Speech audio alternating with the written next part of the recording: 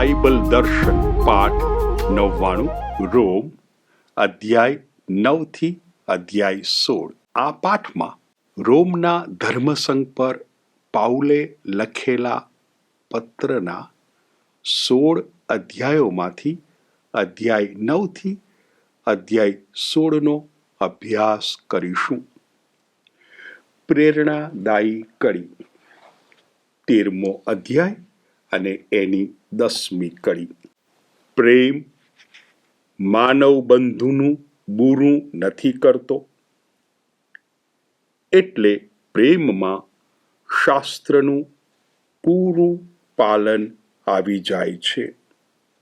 અધ્યાય 9, અધ્યાય 10, અધ્યાય 11 આ 3 અધ્યાયમાં એક પ્રાણ પ્રશ્ન વિશે પાઉલ પોતાના વિચારો રજૂ કરે છે.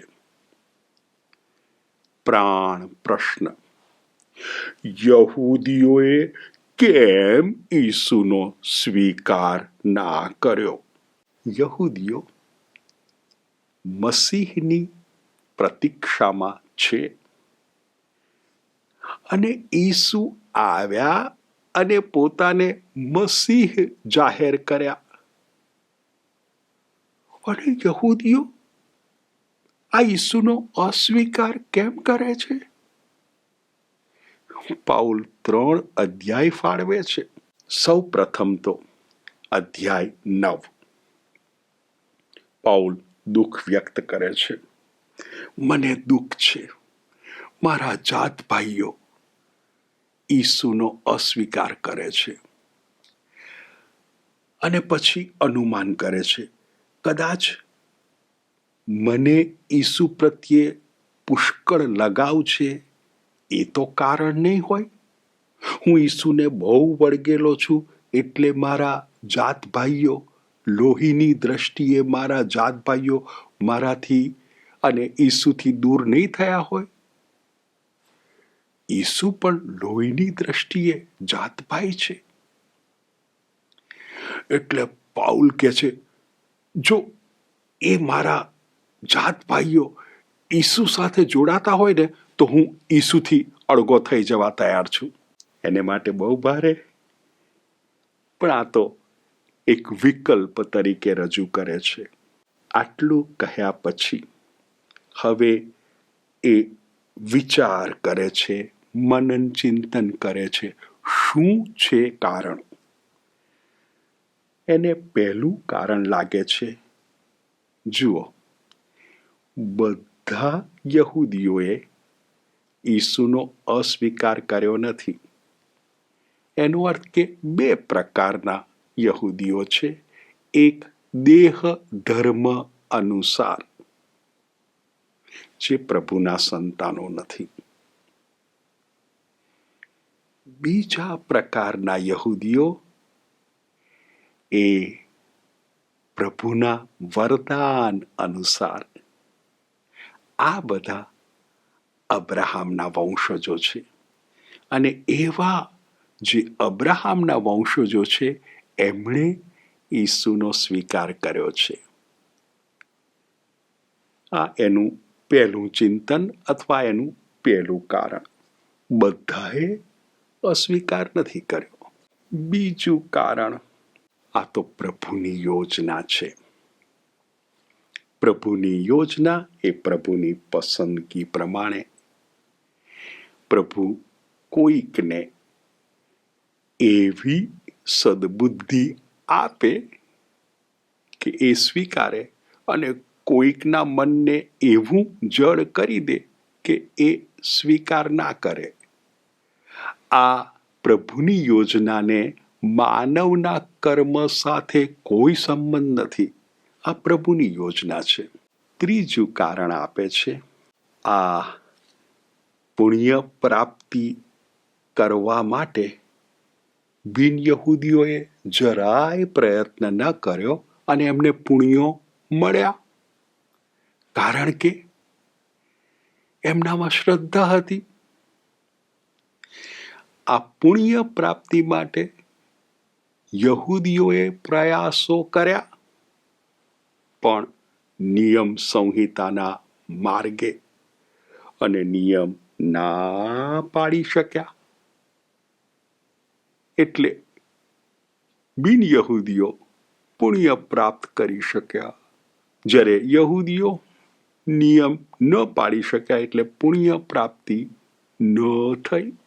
આટલું કીધા પછી અધ્યાય 9 પૂરો થાય છે. અધ્યાય 10માં એ જ મુદ્દો અને ત્યાં ચોથું કારણ અથવા ચોથું ચિંતન રજૂ કરે છે. પ્રભુએ પુણ્ય પ્રાપ્તિનો માર્ગ ખુલ્લો કર્યો. એ માર્ગ શ્રદ્ધા રાખો. યહૂદીઓએ એ માર્ગ પ્રત્યે આંખ આડા કાન કર્યા, જાણે અજાણ જ રહ્યા અને પોતાનો માર્ગ, નિયમ સંહિતાનો માર્ગ પકડી રાખ્યો. અને એટલે શ્રદ્ધા ન પેદા થઈ. શ્રદ્ધા ન પેદા થઈ એટલે ઈસુને સ્વીકારી ન શક્યા. હવે ત્યાં નોંધે છે 10મા અધ્યાયની 9મી અને 10મી કડીમાં કે આ યહૂદીઓ થોડા ખુલ્લા મનના હોત ને તો એમને ઘણો ફાયદો થઈ શક્યો હોત. 10મો અધ્યાય એની 9મી કડી. જો તું તારા હોઠે એમ કબૂલ કરતો હોય કે ઈસુ પ્રભુ છે અને તારા અંતરથી એમ માનતો હોય કે તેમને ઈશ્વરે મરેલામાંથી સજીવન કર્યા હતા, તો તારો ઉદ્ધાર થશે. માણસ અંતરથી માને છે તો તે પુણ્યશાળી ઠરે છે અને મોઢે કબૂલે છે તો તે ઉદ્ધાર પામે છે. એ માટે ઉપદેશની જરૂર? હા, આપણા યહૂદી ભાઈઓએ ઉપદેશ સાંભળ્યા છે. પાઉલ કહે છે સાંભળ્યા છે. માત્ર સાંભળ્યા નથી, સમજ્યા પણ છે. પણ પેલો માર્ગ પકડી રાખ્યો. પ્રભુએ આપ્યો માર્ગ શ્રદ્ધાનો, આપણા ભાઈઓએ પકડી રાખ્યો માર્ગ નિયમ સંહિતાનો. 10મો અધ્યાય ત્યાં પૂરો થાય છે. 11મા અધ્યાયમાં એ જ મુદ્દો. પાઉલ કે છે ભલે કેટલાક યહૂદીઓએ ઈસુનો અસ્વીકાર કર્યો, પણ પ્રભુએ યહૂદીઓનો અસ્વીકાર નથી કર્યો. જુઓ ને, મને પસંદ કર્યો, મારા જેવા કેટલાકને પસંદ કર્યા, પણ અમારી પસંદગી અમારા કર્મો આધારિત નથી. પ્રભુએ પસંદ કર્યા અને અમે પ્રભુના પસંદ કરેલા, સર્વ કોઈ પ્રભુના પસંદ કરેલા હોઈ શકે. આટલું કીધા પછી એ પાઉલ એક ઉમદા વિચાર રજૂ કરે છે. આ યહૂદીઓએ, આ ઇઝરાયેલીઓએ ઈસુનો અસ્વીકાર કર્યો. ફાયદો કોને થયો? બિન યહૂદીઓને. હવે આ પત્રમાં પાઉલ એ કહેતા નથી, લખતા નથી, પણ આપણે પ્રેષિતોના ચરિત્રોમાં સાંભળ્યું. જ્યારે પાઉલનો કોઈ પણ ઠેકાણે વિરોધ થયો ને યહૂદીઓ દ્વારા, ત્યારે એ શું બોલેલા? હવે હું તમને યહૂદીઓને છોડીને બિન યહૂદીઓમાં જાઉં છું. બિન યહૂદીઓમાં ઈસુનો શુભ સંદેશ આપીશ. એટલે આપણે હવે પત્રમાં આવી જઈએ. આ બિન યહૂદીઓને ફાયદો થયો છે અને બિન યહૂદીઓએ ઈસુનો સ્વીકાર કર્યો અને એમનો ઉદ્ધાર થયો. હવે પાઉલ વિચાર આગળ ચલાવે છે. આ બિન યહૂદીઓ, આ બિન ઇઝરાયેલીઓનો ઉદ્ધાર થયો છે ને, એ જોઈને હવે યહૂદીઓને ઈર્ષ્યા જાગશે. અને હું જે રીતે બિન યહૂદીઓમાં કામ કરું છું ને, એ જોઈને આ યહૂદીઓને ઈર્ષા જાગશે અને તેઓ પણ આવશે, તેઓ પણ ઈસુનો સ્વીકાર કરશે. એટલે આ તો યોજના છે કે આ બિન યહૂદીઓ પણ ઈસુનો સ્વીકાર કરી શકે, એ માટે યહૂદીઓ ઈસુનો સ્વીકાર ના કરે. કેટલો ઉમદા વિચાર અને કેટલો હકારાત્મક વિચાર. અને હવે પાઉલ કહે છે કે જો આ બિન યહૂદીઓએ ઈસુનો સ્વીકાર કર્યો, કારણ કે યહૂદીઓએ ઈસુનો સ્વીકાર ના કર્યો, અને હવે જો બિન યહૂદીઓનો ઉદ્ધાર થયો, તો જો આ યહૂદીઓ જો ઈસુનો સ્વીકાર કરે તો હવે આપણું પુનરુત્થાન જ થશે. કારણ કે બધાએ ઈસુનો સ્વીકાર કર્યો. આ એમની ગણતરી છે. અને હવે ત્યાં એમનો 11મા અધ્યાયમાં એક બીજો વિચાર મૂકે છે. શું કહે છે? બિન યહૂદીઓ, તમે બળાશ ના મારશો કે તમે ઈસુનો સ્વીકાર કર્યો. એટલે હવે પાઉલ પેલું બેલેન્સ, સમતોલન જાળવે છે. એમને એક રૂપકમાં વાત કરે છે. અધ્યાય 11 અને એની 17 અને 18 આ કડીમાં એક રૂપક વાપરીને આ બિન યહૂદીઓને ઈસુનો સ્વીકાર કરવા માટે બળાશ મારવાની ના પાડે છે. એ રૂપક છે બાગમાં કરવામાં આવતી કલમ. આપણે વાંચીએ 11મો અધ્યાય 17 અને 18. કેટલીક ડાળીઓ છાંટી નાખીને તેની જગ્યાએ તમારી વગડાઉ જેતુનના પીલાની કલમ કરવામાં આવી છે, અને તમે એ જેતુનના ઝાડના મૂળના પોષક રસના ભાગીદાર બન્યા છો.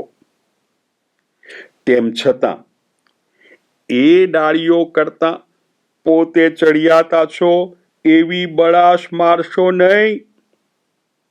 પણ જો તમને એવી બળાશ મારવાનું મન થાય તો યાદ રાખજો કે મૂળને તમારો આધાર નથી, પણ તમને મૂળનો છે. બહુ સુંદર રૂપક છે. શું કહે છે? આ યહૂદીઓ છે ને, એમને છાંટી નાખ્યા અને જે જગ્યા છે ને ત્યાં તમારી કલમ કરી. હવે તમે બળાશ ના મારશો હો. એટલે બિન યહૂદીઓ પણ નમ્રપણે આ સત્ય સ્વીકારે છે. હવે કહે છે કે આ યહૂદીઓ જ્યારે બધા બિન યહૂદીઓએ ઈસુનો સ્વીકાર કરી લીધો હશે, ત્યારે તેઓ પણ સ્વીકાર કરશે. અને ખૂબ ઊંડા ભાવથી એ સમજાવે છે. આપણે સાદા શબ્દોમાં સમજીએ. પાઉલ કહે છે, જુઓ, બિન યહૂદીઓ તો ઈસુને ઓળખતા જ નહોતા. એટલે બિન યહૂદીઓ આજ્ઞા ભંગમાં જીવતા હતા. એ ભાઈઓ અને બહેનો, બિન યહૂદીઓ આજ્ઞા ભંગમાં જીવતા હતા. હવે એમના પર દયા કરવા, પ્રભુ એમના પર દયા કરવા માંગે છે. મારા શબ્દોમાં સમજાવી રહ્યો છું. એટલે આ યહૂદીઓ પાસે આજ્ઞાભંગ કરાવ્યો. તમે ઈસુનો સ્વીકાર ના કરશો, કે જેથી આ બિન યહૂદીઓ પર ધ્યાન કેન્દ્રિત થાય. એટલે આ આજ્ઞાભંગવાળા બિન યહૂદીઓ પર ધ્યાન કેન્દ્રિત થયું આ યહૂદીઓના આજ્ઞાભંગને કારણે. એટલે આજ્ઞાભંગ પર જો દયા કરવામાં આવી છે તો અત્યારે આ યહૂદીઓ આજ્ઞાભંગ કરી રહ્યા છે ઈસુનો અસ્વીકાર કરીને, એમના પર પણ દયા કરવામાં આવશે જ. એમના પર પણ દયા કરવામાં આવશે જ. અને પાઉલ એટલે મોટી આશામાં જીવે છે કે એક વખત એવો આવશે કે જ્યારે બધા ઈસુનો સ્વીકાર કરશે. 11મા અધ્યાયની 32મી કડીમાં એ આ સત્ય ઉચ્ચારે છે. 11મો અધ્યાય એની 32મી કડી. આખી માનવજાતને આજ્ઞા ભંગના વાડામાં પૂરી રાખવામાં ઈશ્વરનો હેતુ આખી માનવજાત પ્રત્યે દયા બતાવવાનો છે. એટલે અત્યારે યહૂદીઓ આજ્ઞા ભંગમાં છો, પ્રભુ દયા બતાવી રહ્યા છે બિન યહૂદીઓને, પછી દયા બતાવશે યહૂદીઓને, અને બધા પ્રભુની દયાના પાત્રો. હવે આ 3 અધ્યાયમાં આ પ્રાણ પ્રશ્નનું વિસ્તૃતપણે વિવરણ, ચર્ચા, ચિંતન, મનન કર્યા પછી પાઉલ આપણને 12મા અધ્યાયમાં લઈ જાય છે અને ત્યાં કહે છે, ચાલો હવે ઈસુમય જીવન એટલે શું, કેવી રીતે ઈસુમય જીવન જીવી શકાય. તો એના પગથિયાં બતાવે છે. ઈસુમય જીવન જીવવાનું પહેલું પગથિયું એ છે નવી મનોવૃત્તિ. સંસારના ઢાળામાં આપણું મન ઢાળવાનું નથી. પ્રભુની ઈચ્છા શું છે એ જાણવાનું અને એ પ્રભુની ઈચ્છા પૂરી કરવાની. એટલે પહેલું પગથિયું ઈસુમય જીવન જીવવા, નવી મનોવૃત્તિ. આજે આપણે ક્યારેક કહીએ છીએ માનસિકતા. આપણે ક્યારેક કહીએ છીએ મારામાં બહુ નેગેટિવિટી છે અને એ નેગેટિવિટી હવે હું પોઝિટિવિટીમાં ફેરવી દઉં તો હું ઈસુમય જીવનનું પહેલું પગથિયું ચડી રહ્યો છું. આ મારું અર્થઘટન છે. બીજું પગથિયું બતાવે છે કે આપણે દરેક જણે આપણી શ્રદ્ધા કેટલી છે, આપણી ક્ષમતા કેટલી છે એ પૂર્ણપણે જાણવું જોઈએ. આપણે આપણી જાતને ઓવર એસ્ટિમેટ નહીં કરવાની કે આપણે આપણી જાતને અંડર એસ્ટિમેટ નહીં કરવાની. આ બંને હાનિકારક છે. હું જે છું એના કરતાં હું મારી જાતને ખૂબ ખૂબ મહાન માનું, હાનિકારક. હું જે છું એના કરતાં હું મારી જાતને ખૂબ ખૂબ હલકો માનું, હાનિકારક. ઈસુમય જીવનનું બીજું પગથિયું કરેક્ટ એસ્ટિમેશન. હું જે છું એની ઓળખ. ત્રીજું પગથિયું આપણે અનેક છીએ પણ ઈસુમાં આપણે એક બનીએ છીએ. જેમ અંગો અનેક છે પણ શરીરમાં બધા અંગો એક બને છે, અને એ ઈસુમાં આપણે બધા ભળી ગયા છીએ, માટે હવે આપણે એક છીએ. આ ઈસુમય જીવનનું ત્રીજું પગથિયું. પાઉલ કહે છે કે આ ત્રીજા પગથિયામાં જો આપણે માહિતગાર થઈએ મારી શક્તિઓ કઈ કઈ છે, મારી ખૂબીઓ કઈ કઈ છે, વોટ આર માય ટેલેન્ટ્સ, અને જો આ બધી ખૂબીઓ અને શક્તિઓનો હું સદુપયોગ કરું તો એક મેકનું ભલું થશે અને આખું શરીર સુદૃઢ થશે. બહુ સલાહો આપે છે 12મા અધ્યાયની 9મી કડીથી 21મી કડીમાં ઘણી બધી સલાહો આપે છે. આપણે માત્ર 9મી અને 10મી કડી જ વાંચીએ. દાખલા તરીકે સલાહો કેવી આપે છે પાઉલ. 12મો અધ્યાય, 9મી કડી અને 10મી કડી. પ્રેમમાં દંભ ન હોય, બુરાઈથી દૂર રહો, ભલું હોય તેને વળગી રહો, એકબીજા ઉપર ભાઈના જેવો ઉમળકા ભર્યો પ્રેમ રાખો, માનની બાબતમાં એકબીજાને અદકા ગણો. સલાહનું એક લાંબુ લિસ્ટ, પણ આ ફક્ત મને થોડી વધારે અસર કરી એટલે મેં નોંધી લીધી. ઈસુમય જીવન 12મો અધ્યાય. હવે ઈસુમય જીવન ચાલુ રહે છે 13મા અધ્યાયમાં. જે કોઈ ઈસુમય જીવન જીવે છે એનું વર્તન આ રાજ્યાધિકારીઓ સાથે, આ સત્તાધિકારીઓ સાથે કેવું હોવું જોઈએ? તો પાઉલ કહે છે, જે રાજ્યાધિકાર ધરાવે છે એમને અધિકાર પ્રભુ તરફથી મળેલો છે. માટે ઈસુમય જીવન એમને આધીન રહો. આ જે અધિકારીઓ છે ને, રાજ્યાધિકારીઓ, એ તો આપણી સેવા માટે પ્રભુએ નિમેલા સેવકો છે.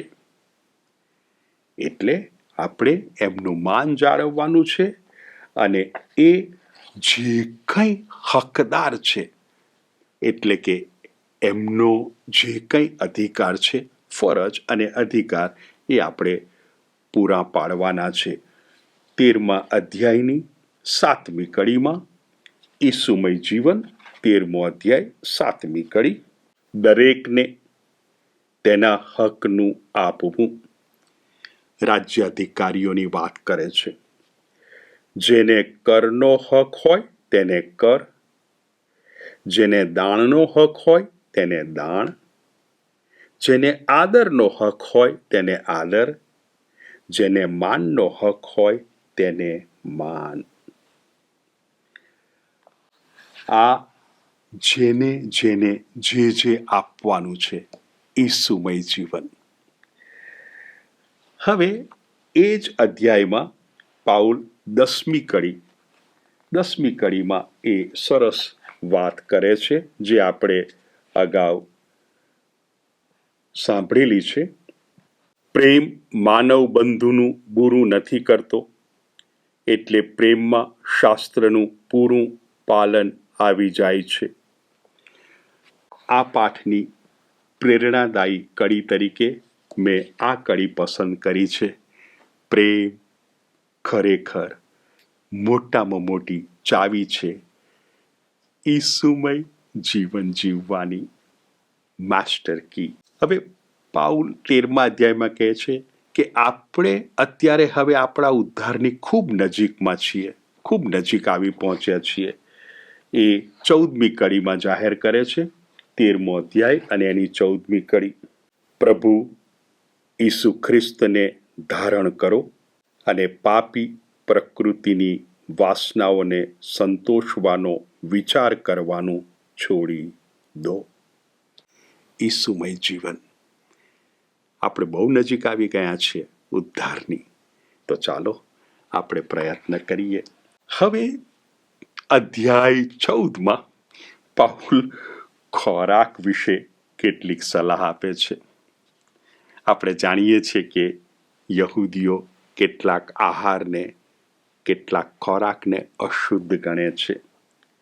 એટલે 14મા અધ્યાયની 2જી અને 3જી કડી આપણે પાઉલની સલાહ સાંભળીએ. કોઈની શ્રદ્ધા એવી પાકી હોય છે કે તે બધું જ ખાય છે, પણ કોઈની શ્રદ્ધા કાચી હોય તો તે શાકભાજી જ ખાય છે. જે ખાતો હોય તેણે ન ખાનારાનો તુચ્છકાર ન કરવો, તેમ જે ન ખાતો હોય તેણે ખાનારને દોષિત ન માનવો, કારણ ઈશ્વરે તેને અપનાવ્યો છે. એટલે ખૂબ ખૂબ સરસ સલાહ. હું ખાઉં છું, ભાઈ નથી ખાતા. એ નથી ખાતા માટે ખરાબ, હું ખાઉં છું માટે સારો? ના, એ નથી ખાતા, અપનાવવું. તમે સાહેબ આ નથી ખાતા. હવે પાઉલ કહે છે આપણે જીવીએ છીએ ખ્રિસ્તમાં, આપણે મરીએ છીએ ખ્રિસ્તમાં, જીવીએ છીએ ખ્રિસ્તને ખાતર, મરીએ છીએ ખ્રિસ્તને ખાતર. આપણે જીવીએ કે મરીએ ખ્રિસ્તને ખાતર, એટલે એક વખત આપણે એ ખ્રિસ્તને જવાબ આપવાનો છે. આપણો હિસાબ આપણે એમની આગળ રજૂ કરવાનો છે. એટલે હવે ખૂબ વ્યવહારુ સલાહ આપે છે. મારા શબ્દોમાં કહેવા પ્રયત્ન કરું, આ ભાઈ તમે જે ખાઓ છો ને, એનાથી તમારા આ ભાઈની લાગણી દુભાય છે. તો તમે છે ને પ્રેમને માર્ગે નથી ચાલતા. તમને ગમે છે માટે તમે ખાઓ છો, પણ તમારા ભાઈને નથી ગમતું અને એની લાગણી દુભાય છે. તમે એને પ્રેમ કરી શકશો? એટલે પાઉલ સલાહ આપે છે કે જુઓ ને, સંવેદનશીલ બનો ને ખાવા પીવાની બાબતમાં. 14મો અધ્યાય 20મી કડી પાઉલના શબ્દોમાં સાંભળીએ. 14મો અધ્યાય 20મી કડી. ખોરાકને ખાતર ઈશ્વરનું કાર્ય રોડી ન નાખશો. બધી જ વસ્તુ શુદ્ધ છે, એમાં શક નથી. પણ કોઈ માણસના ખાવાથી બીજાનું પતન થતું હોય તો એ વસ્તુ તેને માટે ખરાબ છે. બહુ પ્રેક્ટિકલ એડવાઇસ. એને કહેવાય સંવેદનશીલતા. અધ્યાય 14 પૂરો અને હવે અધ્યાય 15માં નવી સલાહ તો નથી, પણ એક સલાહ જાણે કે ફરીથી કહેવામાં આવે છે. તમે એકબીજાને અપનાવી લો. જેની શ્રદ્ધા પાકી છે, જેની શ્રદ્ધા કાચી છે, આ પાકી શ્રદ્ધાવાળાએ આ કાચી શ્રદ્ધાવાળાને અપનાવવાનો છે. અપનાવી લો. કેમ? ઈસુએ તમને અપનાવ્યા છે. આ પાકી શ્રદ્ધાવાળાએ એમ નથી વિચારવાનું કે બસ મારું જ સુખ. ઈસુએ પોતાનું સુખ વિચાર્યું નથી, ઈસુએ અન્યનું વિચાર્યું છે. માટે અપનાવી લો. આ પહેલો મુદ્દો એ 14મા અધ્યાયના અનુસંધાનમાં પણ લઈ શકાય. હવે એ બીજી વાત કરે છે. પોતાનો બિન યહૂદીઓ મધ્યેનો જે કાર્યક્રમ છે એ જણાવે છે. મને આ કામ સોંપવામાં આવ્યું. બિન યહૂદીઓમાં હું શુભ સંદેશનો પ્રચાર કરું. તો મેં યરૂશાલેમથી શરૂ કર્યું અને હું ઠેઠ પહોંચી ગયો. એ સ્થળનું નામ આપે છે પાઉલ ઇલ્લુરિકા. ઇલ્લુરિકાના પ્રદેશમાં ત્યાં સુધી હું પહોંચી વળ્યો છું. હવે મારી મહેચ્છા શું છે? જ્યાં ઈસુનું નામ સંભળાયું જ નથી, જ્યાં કોઈએ ઈસુનું નામ સાંભળ્યું જ નથી, ત્યાં જવું. હવે હું એક જગ્યાએ જઈ શક્યો નથી, એ છે રોમ. હવે અહીં મને એવું લાગી રહ્યું છે કે અહીં મને હવે ખાસ કામનો અવકાશ નથી. તો હવે હું સ્પેન જતી વખતે રોમ જવાની યોજના બનાવું છું. આ રજૂઆત કરે છે 15મા અધ્યાયમાં. પછી પાઉલ છેલ્લી વાત કરે છે 15મા અધ્યાયમાં. હું અત્યારે યરૂશાલેમ જઉં છું. મકદોનિયા પ્રાંતના લોકોએ, અખાયા પ્રાંતના લોકોએ દાન ધર્મ એકઠું કર્યું છે. ત્યાં યહૂદિયા પ્રાંતના યરૂશાલેમમાં જે સભ્યો છે એમને માટે. અને પાઉલ કહે છે, જુઓ, આ મકદોનિયા પ્રાંત અને આ અખાયા પ્રાંત એ બિન યહૂદીઓ છે. આ યહૂદિયા પ્રાંત એ યહૂદીઓ છે. હવે આ યહૂદીઓએ એમનું આધ્યાત્મિક ભાથું જે કંઈ હતું, એમની આધ્યાત્મિક સંપત્તિ હતી, એ સંપત્તિ આ મકદોનિયા પ્રાંતના સભ્યોને આપી, આ અખાયા પ્રાંતના સભ્યોને આપી. એટલે હવે આ બિન યહૂદીઓ ભૌતિક દાન આ યહૂદિયા પ્રાંતના યહૂદીઓને કરે છે. બહુ સરસ. અને હું એ ઉઘરાણું લઈને જઈ રહ્યો છું. મારે માટે પ્રાર્થના કરજો કે ત્યાં ઘણા બધા અવિશ્વાસીઓ છે, એમનાથી હું બચી જાઉં. અને આ જે કંઈ પ્રવૃત્તિ કરી છે દાન ધર્મ ઉઘરાવાની, એ યોજના સફળ થાય, સર્વને સંતોષ થાય. આ રીતે 15મો અધ્યાય પૂરો થાય છે. 16મા અધ્યાયમાં છેલ્લો અધ્યાય, પાઉલ કોઈકને માટે ભલામણ કરે છે, કોઈકનું ઋણ સ્વીકાર કરે છે, કોઈકનો આભાર માને છે. પછી એટલા બધા ભક્તોને વંદન લખે છે, હી ગ્રીટ્સ, અને કેટલા બધા ભક્તોના વંદન મોકલે છે. ત્યાં બધા નામ આપણે વાંચી શકીએ. રોમના ધર્મસંઘના સભ્યોને એક ચેતવણી આપે છે. આપણે એ ચેતવણી સાંભળી લઈએ. એ 16મો અધ્યાય અને એની 17મી અને 18મી કડી. રોમના ધર્મસંઘના સભ્યોને, ભાઈઓ, મારી તમને આગ્રહભરી વિનંતી છે કે તમે જે ધર્મ શિક્ષણ પામ્યા છો તેની વિરુદ્ધ જઈને જેઓ ફાટફૂટ પડાવે છે અને તમારા માર્ગમાં વિઘ્નો ઊભા કરે છે, તેમનાથી ચેતતા રહેજો. તેમનો પડછાયો ન લેશો, કારણ એવા લોકો આપણા પ્રભુ ખ્રિસ્તની સેવા નથી કરતા, પણ પોતાના પેટની જ પૂજા કરે છે અને મીઠી મીઠી વાતો અને ખુશામતથી ભોળા લોકોના મનને ભોળવે છે. એટલે ચેતતા રહેજો. આ રીતે આ લાંબો પત્ર પાઉલ પૂરો કરે છે. ત્યારે અંતે એક ખૂબ સરસ મહિમા સ્તોત્ર લખે છે. આપણે એ મહિમા સ્તોત્રનું પઠન કરીને આ પાઠ પૂરો કરીએ. 16મો અધ્યાય 25મી કડીથી 27મી કડી. ઈશ્વરનો મહિમા હો, તે મેં સંભળાવેલા શુભ સંદેશમાં તમને દ્રઢ રાખવાને સમર્થ છે. એ શુભ સંદેશમાં ઈસુ ખ્રિસ્તની ઘોષણા કરવામાં આવી છે. ઈશ્વરનું રહસ્ય પ્રગટ કરવામાં આવ્યું છે. અનાદિકાળથી એ રહસ્ય ગુપ્ત રાખવામાં આવ્યું હતું,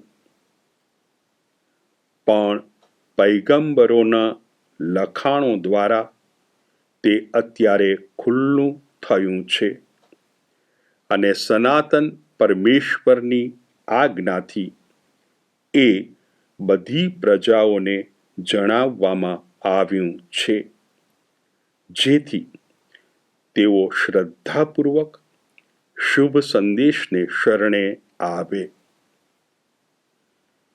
તે એકમેવ જ્ઞાન સ્વરૂપ પરમેશ્વરનો ઈસુ ખ્રિસ્ત મારફતે યુગોના યુગો સુધી મહિમા થતો રહો.